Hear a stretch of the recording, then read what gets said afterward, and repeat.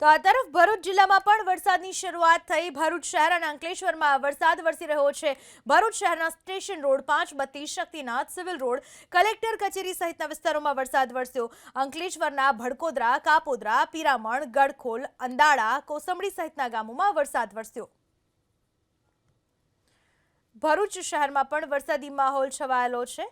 દક્ષિણ ગુજરાતમાં જ્યારે વરસાદ વરસી રહ્યો છે, ભરૂચના અંકલેશ્વરના ભડકોદરા, કાપોદરા, પીરામણ ગામમાં પણ ધીમી ધારે વરસાદ વરસી રહ્યો છે।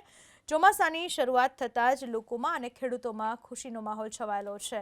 આ વિશે વધુ માહિતી આપવા આપણી સાથે જોડાઈ ચૂક્યા છે અમારા સંવાદદાતા યોગેશ। ભરૂચમાં કયા કયા વિસ્તારોમાં હાલમાં વરસાદી માહોલ?